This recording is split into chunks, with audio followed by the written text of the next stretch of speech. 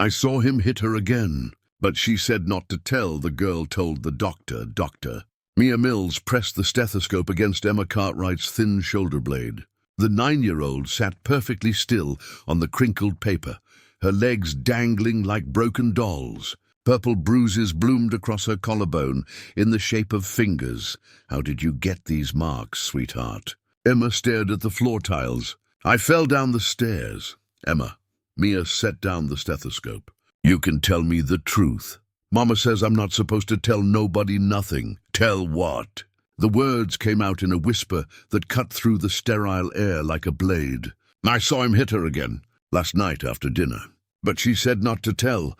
Mia's pen froze above the clipboard. Through the window, Sheriff Cartwright's patrol car sat in the parking lot, engine running. Who hit who, Emma? Daddy hit Mama with his belt. She was trying not to cry so I wouldn't hear from upstairs. Did he hurt you too? Emma shook her head. He doesn't know I watched through the stair rails. Mia knelt down to Emma's eye level. How long has this been happening? Since Mama lost the baby last spring. Daddy says it's all her fault. Says she's broken inside and can't do nothing right no more. Heavy boots echoed in the hallway outside. The door handle turned. Emma, Sheriff Cartwright's voice boomed through the thin walls. Time to go, darling. Doctor's got other patients to see. Emma's eyes went wide with terror. She grabbed Mia's white coat. Please don't tell him I said nothing. He'll hurt Mama worse. Mia's heart hammered against her ribs. 20 years in this town. 20 years, treating cuts and bruises, and knowing when to ask questions and when to stay quiet. But those small fingers clutching her coat changed everything. Emma Cartwright? The sheriff's voice grew closer. Where'd my girl get to? Mia looked into Emma's frightened eyes and made a choice that would either save 2 lives or destroy her own. She pulled a business card from her pocket and pressed it into Emma's palm. Hide this. Give it to your mama when he's not looking. The examination room door swung open. Sheriff Cartwright filled the doorway like a thundercloud. His badge caught the fluorescent light, throwing sharp reflections across the white walls. Emma's small body went rigid on the examination table. There's my girl. His voice carried the practiced warmth of a man used to being obeyed. Hope she wasn't giving you any trouble, Doc. No trouble at all. Mia forced her voice to stay steady. Just a routine checkup. Good, Emma's been clumsy lately. Haven't you, sweetheart? Emma nodded quickly. Yes, Daddy? Falls down them stairs like a newborn colt. He moved closer to the examination table. What did you tell the doctor about your bruises? I told her I fell. That's right. Because that's what happened. Mia watched the exchange, her stomach churning. The business card crinkled in Emma's closed fist. Everything looks fine, Mia said. No broken bones. Course not. Emma's tougher than she looks, aren't you, baby?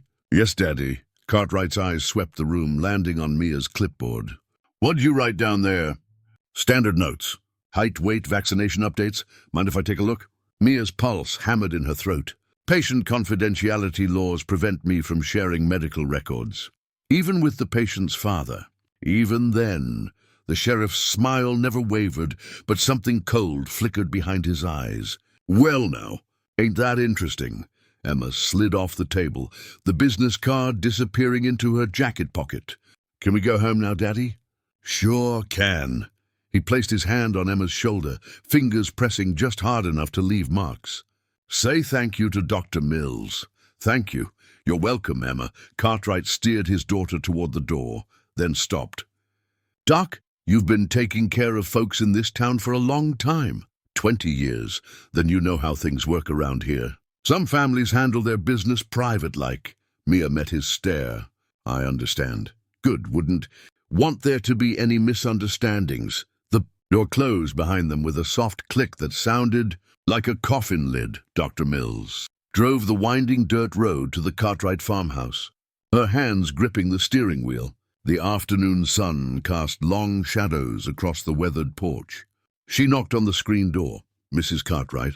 It's Dr. Mills. Footsteps shuffled inside. Rebecca Cartwright appeared behind the torn mesh, her face a map of old bruises and fresh ones.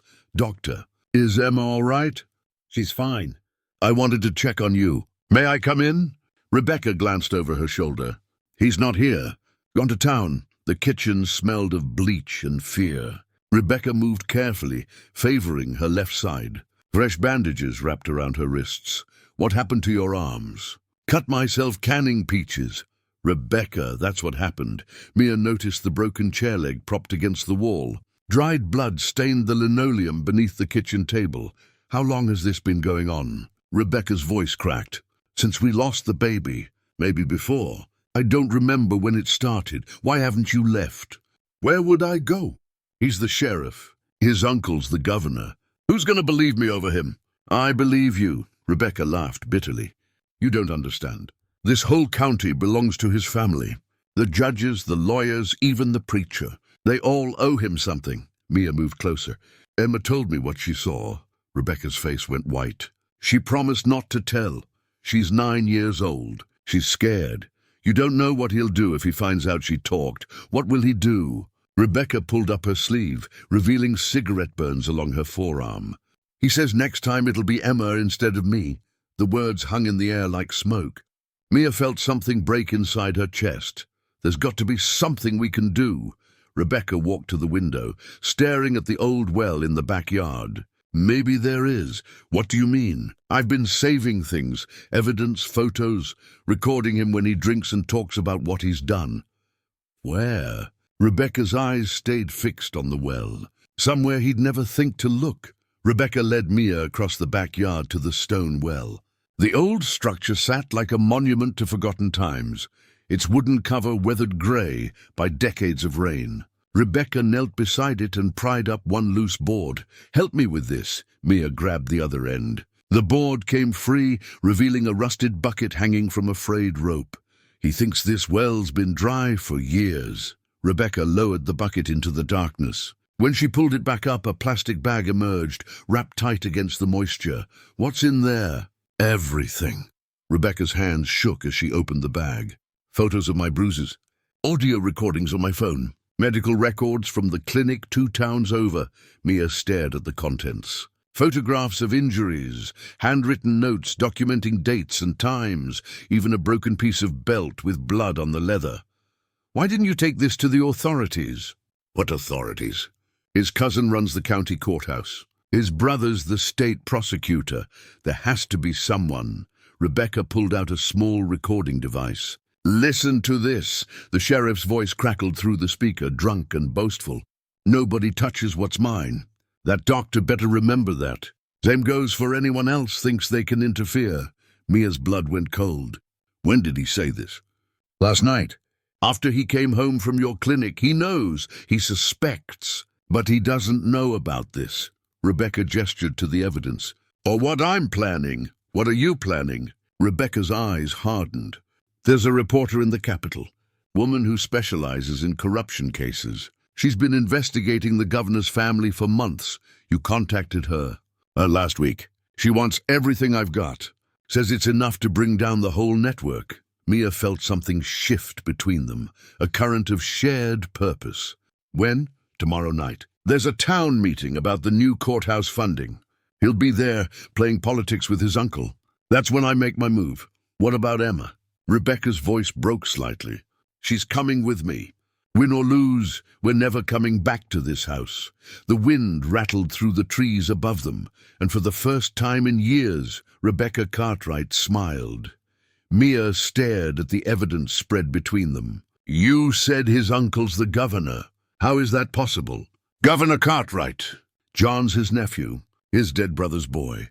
I've been here 20 years. I never knew. Rebecca's laugh was bitter. They don't advertise it. But everyone in power knows. That's why nothing ever sticks to him. Mia picked up one of the medical reports. This is from 3 years ago. You reported him then? Tried to. Deputy took my statement, said he'd investigate. What happened? Nothing. Report disappeared. Deputy got transferred to another county. Mia flipped through more documents. Each one told the same story. Reports filed, evidence collected, witnesses interviewed. Then silence. How many times did you try? 6, maybe 7. Lost count after the state police told me I was wasting their time. They said that. Rebecca rolled up her sleeve, showing a long scar along her forearm. Got this the night after I went to the state boys. John said someone told him I'd been talking out of school. Mia's hands shook as she examined the wound. This needed surgery. Drove myself to the emergency room 2 counties over. Told them I fell on broken glass. They believed that? They wanted to believe it. Easier that way, Mia understood now. The weight of the badge, the family name, the political connections. It all made a web that trapped women like Rebecca and buried their voices. The reporter you contacted. She knows about the governor? She's been building a case for months.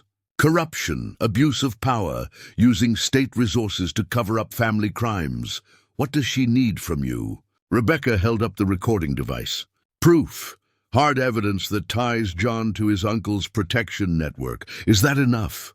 It's a start, but she needs more than just domestic violence. She needs something that shows the governor directly intervening. Mia thought about Emma's terrified eyes, about the sheriff's cold threat in her office. What if we could get him to confess on tape? Something that implicates his uncle directly? Rebecca's eyes lit up with dangerous hope. You have an idea? The barn, Rebecca whispered. He keeps things in the barn. Mia followed Rebecca's gaze toward the weathered structure behind the house. What kind of things? Photos. Clothes with blood on them. A journal where he writes down everything he does to me. Evidence of his crimes. Trophies. He goes out there when he's drunk, looks through it all like some kind of sick museum. Mia felt ice in her veins. We could use that evidence. No. Rebecca's voice turned hard. It's how he owns me. Every time I think about leaving, he reminds me that barn exists. So what are you thinking? Rebecca walked to the kitchen drawer and pulled out a box of matches. I'm thinking it's time that barn disappeared. Rebecca, no. If you burn it, you destroy evidence that could convict him. I destroy his power over me. There has to be another way. Rebecca struck a match, watching the flame dance. You don't understand. Every night he comes home, he tells me what's waiting in that barn. Says if I ever cross him, he'll make sure Emma sees everything he's collected. The match burned down to Rebecca's fingers. She dropped it and lit another. He'll know you did it. Good, let him know. What about your plan with the reporter? This is the plan. When he sees that barn burning, he'll lose his mind. He'll call his uncle, threaten everyone, show his true face. Mia watched Rebecca light a third match. And if he comes after you, then it ends tonight, one way or another. Upstairs, Emma's bedroom window glowed with lamplight. Rebecca looked up at her daughter's silhouette. Emma knows to lock her door and hide under the bed if she hears shouting. You've planned this for months. Rebecca walked toward the back door, the lit match trembling in her hand. Will you stay with her? Make sure she's safe? Mia nodded. I'll stay. Rebecca stepped into the night. The barn door creaked open, and within minutes, orange light flickered against the darkness. Emma's face appeared in her bedroom window, watching the flames eat away at her father's collection of horrors. The fire grew higher, and somewhere in town, a sheriff's radio crackled to life. The patrol car's headlights cut through the smoke as Sheriff Cartwright skidded into the driveway. He bolted from the vehicle, staring at the inferno consuming his barn. Rebecca! His voice cracked like a whip. What did you do? Rebecca stood in the yard, her face lit by the orange flames. I burned your museum. You burned evidence. I burned your sickness. Cartwright lunged toward her, but stopped when he saw Mia step out from the shadows. What's she doing here? Watching, Mia said simply. This is family business, Doc. Get off my property. No, Cartwright's hand moved to his gun. I said get. Emma appeared in the upstairs window, her small face pressed against the glass. Cartwright followed Mia's gaze upward. Emma, get away from that window. Let her watch, Rebecca said. Let her see who you really are, you stupid woman. You have no idea what you've done. I know exactly what I've done. Cartwright stepped closer, his shadow falling across Rebecca's face. I'll kill you for this. Then do it. Right here. In front of witnesses, Rebecca, Mia whispered. No, I'm done hiding. I'm done being afraid. Rebecca's voice grew stronger. Hit me, John. Show the doctor what kind of man you are. Cartwright raised his hand, then hesitated. The flames reflected in his eyes like hellfire. You think burning that barn changes anything? I own this county. I own you. Not anymore.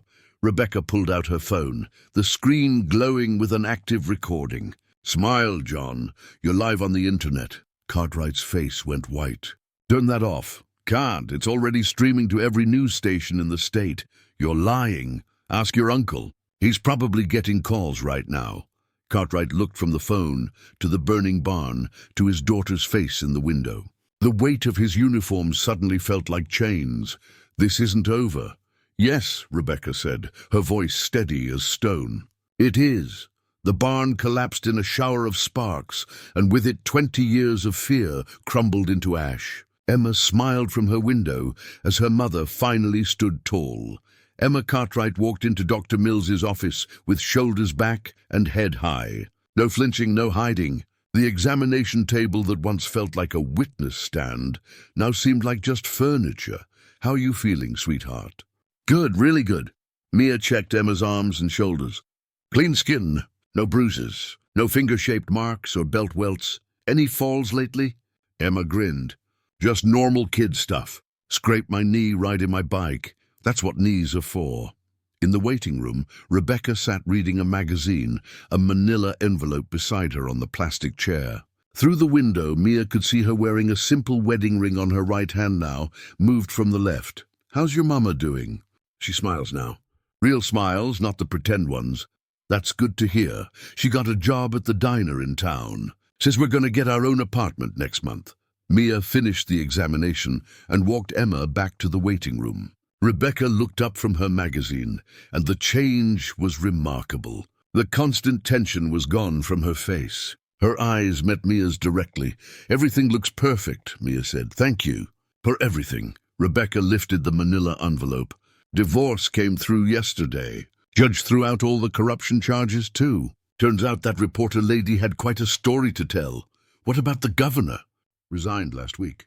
Says he wants to spend more time with his family.